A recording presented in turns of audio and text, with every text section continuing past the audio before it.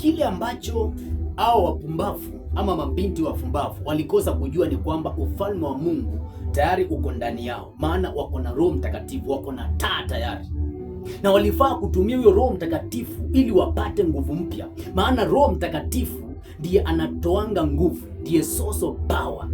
Walishindwa kujua hilo jambo. Ndio maana ukisoma kwenye kile kitabu cha Luka Mtakatifu 17 mstari wa 21, maandiko yanasema ufalme wa Mungu uko ndani yenu. Baada ya kuwa umeokoka, umepokea Roho Mtakatifu, ufalme wa Mungu uko ndani yako, na hufai kwenda kutafuta nje, kutafuta nguvu zingine, maana tayari ndani yako uko na Roho Mtakatifu ambaye ni source of power. Kwenye kile kitabu cha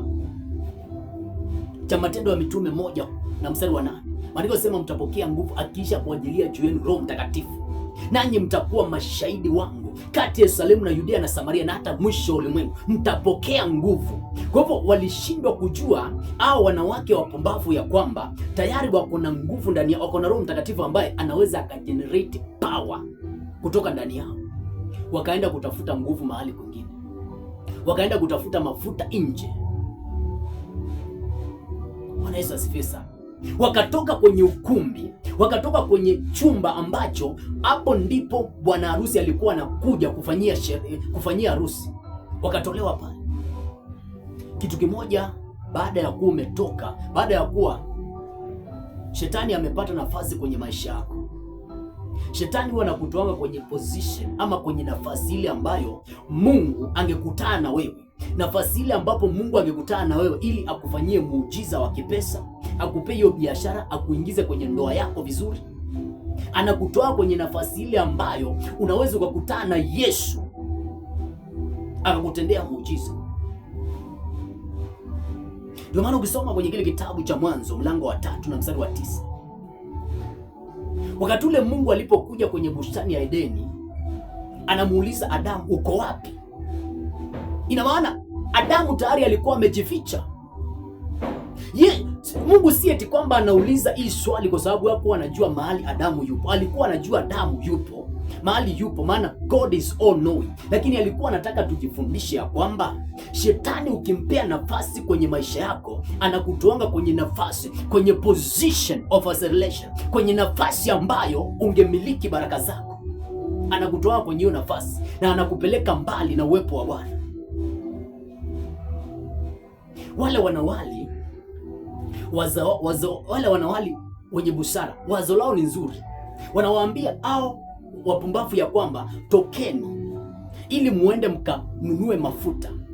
Wazo lao ni nzuri, kwamba ukiliangalia kwa macho ya nje utaona kwamba ni nzuri, kwa sababu labda wanataka wote kwa pamoja waingie kwenye sherehe, waingie kwenye harusi ya mwanakondoo. Lakini ukiliangalia kwa undani utaona kwamba walikuwa wanatolewa kwenye nafasi zao, walikuwa wanatolewa mahali ambapo kulikuwa kunafanyikia harusi, ili kwamba bwana harusi akija asiwapate wakiwa pale. Kuna watu ambao leo hii ninapoongea wametolewa kwenye nafasi ambazo Mungu angekutana nao, nafasi ambapo Yesu alikuwa anataka akukute. Na unafaa ujiulize, hiki ambacho unakiombea kuhusiana na ndoa yako, hiki ambacho unakiombea kuhusiana na biashara yako, uko kwenye nafasi ambayo ni sahihi, ambapo Yesu akikupata ama Yesu akija ili akutendee hicho ambacho unakihitaji, atakupata mahali ambapo unafaa kuwa.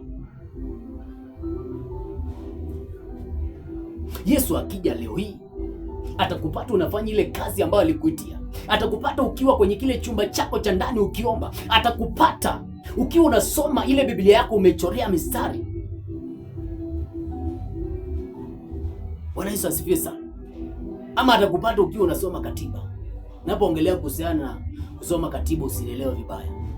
Sina hiyo mipango ambayo mnafikiria. Yesu akija atakupata ukiwa unasoma hiyo Biblia yako ambayo umechorea mistari, ama utakuwa unasoma katiba. Maandiko yasema ya kwamba wale wanawali wakatoka ndani ya chumba, wakaenda, na walipotoka tu mara ghafla yule bwana harusi naye akaingia ndani ya chumba. Inaitwa roho ya diversion. unakuwa diverted na destiny helper, unakuwa diverted na msaada wako, unakuwa diverted na kitu ambacho umekigojea kwa muda, kitu ambacho kimefanya haujalala, kitu ambacho umekitafuta kwa bidii mingi. Shetani anakuja na kudivert kwa sababu ya kukosa hekima.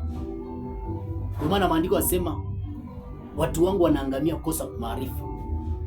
Kama wale wanawali wangejua kwamba hapa ndipo bwana harusi atakuja kufanyia harusi, na waendelee kukaa pale hata kama hawana mafuta, mimi nina imani ya kwamba bwana harusi angewapata wakiwa ndani ya chumba, na hata kama hawana mafuta, hawana nguvu, yule bwana harusi angewapa nguvu mpya, lakini awapate kwenye nafasi ambayo inafaa.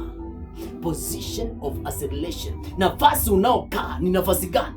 Maana Yesu angependa kuja kutendee, lakini kila wakati akutuma malaika anapata kwamba hauko kwenye ile nafasi yako. Anakupata kwamba umekuwa displaced, umetolewa kwenye nafasi yako, umetolewa kwenye nafasi ambayo ulifaa kuwa pale.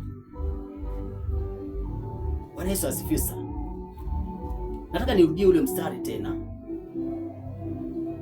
Lakini wale wenye busara wakawajibu wakisema, sivyo, hayatatutosha sisi na ninyi.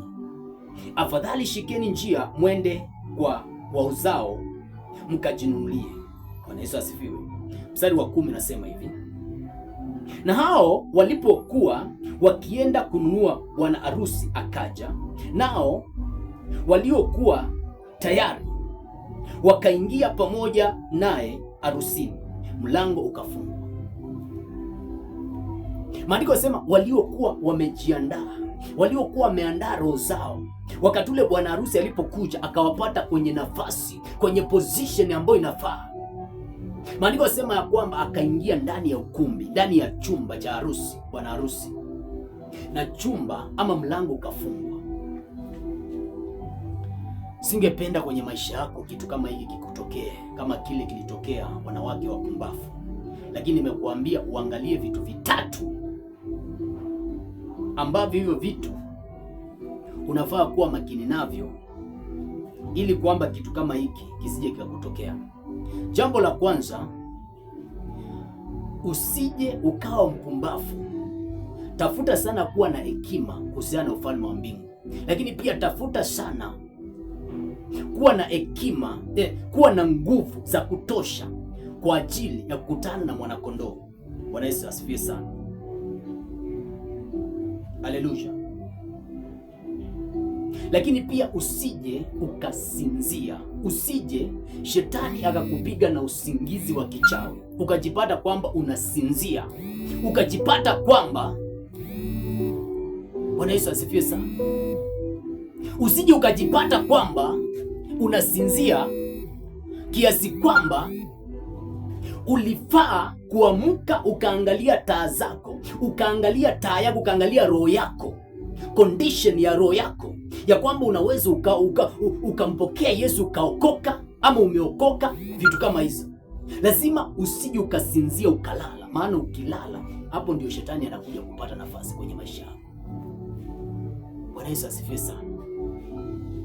Namalizia ule mstari wa 10 na maandiko yanasema hivi: na hao walipokuwa wakienda kununua, bwana harusi akaja, nao walikuwa tayari wakaingia pamoja naye harusini, mlango ukafungwa. Wale waliokuwa tayari, maandiko yanasema wakaingia kwenye harusi na mlango ukafungwa. Sasa mstari wa 11 yanasema hivi: alafu wakaja na wale wanawali wengine wakasema, Bwana, utufungulie. Akajibu akasema, amini amini nawaambia, siwajui ninyi.